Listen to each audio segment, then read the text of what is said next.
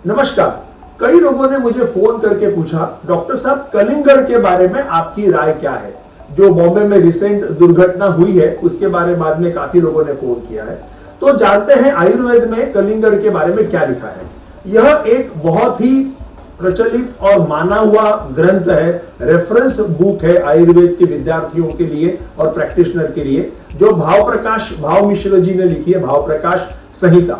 इसके खंड 2 में भाव मिश्र जी लिखते हैं, कलिंद ग्राही द्रुक पित्त शुक्र रुत शीतलम गुरु पक्वंतु स उष्ण स क्षार पित्तलम कफवात जित। अर्थात जो कच्चा कलिंगड़ है वो कब्ज उत्पन्न करता है, पचने में बहुत भारी है, ठंडा है, इससे आपके आंखों के रोशनी को और आपके रिप्रोडक्टिव ऑर्गन को, शुक्र धातु को भी थोड़ी हानि हो सकती है, इससे पित्त भी कम होता है। और वही पका हुआ जो कलिंगड़ है वह उष्णता निर्माण करता है शरीर में।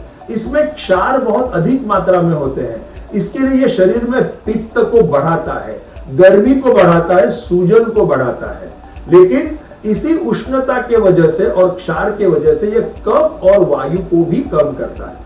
दोस्तों, आयुर्वेद में हर एक वनस्पति के, हर एक फल के, अनाज के पॉजिटिव और निगेटिव दोनों बताए हुए हैं। तो उसी तरह से कलिंगड़ की दोनों बताई हुई है। तो कच्चा कलिंगड़ तो हमको बिल्कुल नहीं खाना है। पका हुआ कलिंगड़ यदि आप खाना चाहते हैं तो आप सुबह के समय, आपका नाश्ता और लंच इसके बीच में, या केवल नाश्ते के समय थोड़ी मात्रा में आप कलिंगड़ ले सकते हैं, या आपको लेना ही है तो शाम को 3 या 4 बजे लो।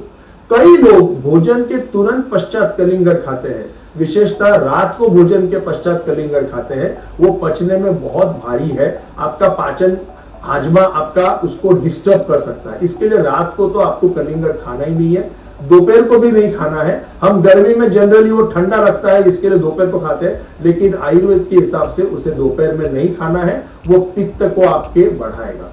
तो सुबह के समय और शाम को 4 या 5 बजे सांझ होने के, सूर्यास्त के पहले थोड़ी मात्रा में यदि आप कलिंगड़ खाते हैं तो इससे आपको कोई अपाय नहीं होगा।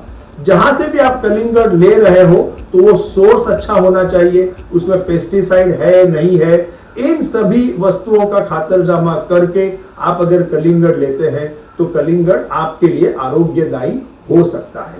आपके वैद्य को पूछकर आप इसका सेवन जरूर करिए। धन्यवाद।